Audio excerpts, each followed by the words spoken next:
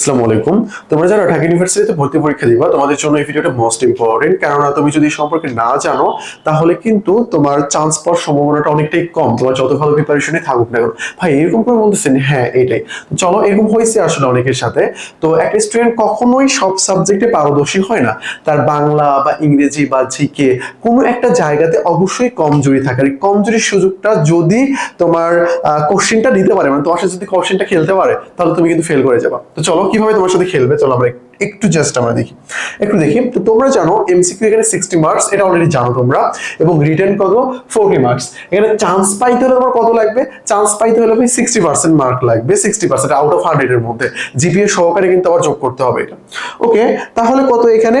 ইংলিশে 15, বাংলায় 15, জিকেতে 30, এই টোটাল 60 মার্কস। আর বাংলায় 20, ইংলিশে 20, এই টোটাল কত 40 মার্কস। ওকে ভাইয়া, এটার মধ্যে পরীক্ষা হচ্ছে, ভাই আপনি কি বোঝাতে চাচ্ছেন এটা একটু যদি বলতেন। চলো এটা আমরা দেখি ভাই, কি ভয়ানক লেভেলের পাস মার্কের সিস্টেম এখানে, জানো?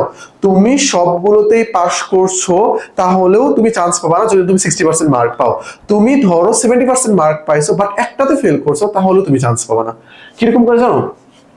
বাংলার এমসিকিউ 15-তে 5 পাইতে হবে, ইংলিশের 15-তে 5, জিকেতে তোমার কত পাইতে হবে? 30-এ 10 পাইতে হবে, অর্থাৎ 3 ভাগের 1 ভাগ। টোটাল যোগ করে কত হয়?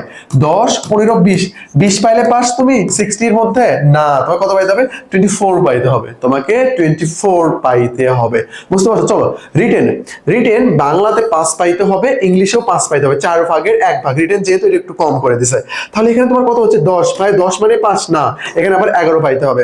তাহলে 24 আর 11 কত হচ্ছে? তার মানে ভাই 35 পাইলে কি পাস? না, 35 পাইলে পাস না, 40 পাইলে পাস। বুঝতে পারছো ব্যাপারটা? মানে জাস্ট একবার কল্পনা করো তুমি কত কঠিন এখানের সিস্টেমটা করে রাখছে। এখন আমি কেন, তোমরাও দেখছো আর কি, প্রায়শই দেখা যায় বড় বড় গ্রুপগুলো যখন পোস্ট করে আর কি, একটা স্টুডেন্ট কি হয়েছিল, তার সবগুলোতে মার্ক ভালো ছিল, অনেক ভালো মার্ক পাইছে, বাট বাংলাতে, আমার যথাসম্ভব বাংলাতে তার 4.75 এরকম ছিল।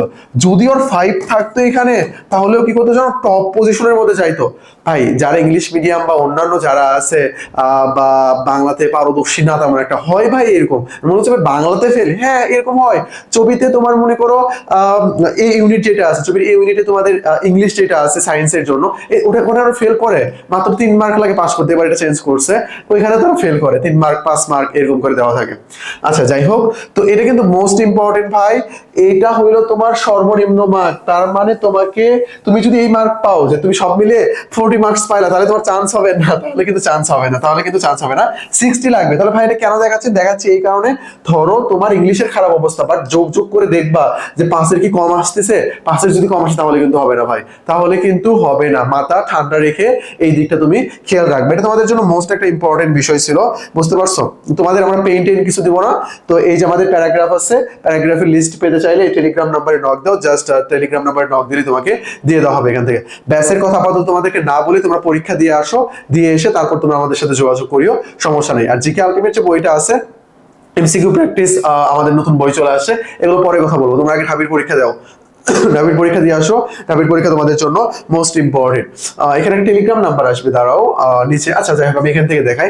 এটাই হলো টেলিগ্রাম নাম্বার। তোমার অ্যাডমিশন সংক্রান্ত যে কোনো জিজ্ঞাসা এখান থেকে তুমি করবা, মানে এই নাম্বারে করবা, আমরা তোমাকে সেটা সলভ করে দেবো। আর এখন আপাতত তুমি পড়াশোনা করো, ব্যাচ সংক্রান্ত তথ্য ডিসক্রিপশন বক্সে ডিটেল দেওয়া আছে, এবং আমাদের বই সংক্রান্ত তথ্য এখানে দেওয়া আছে।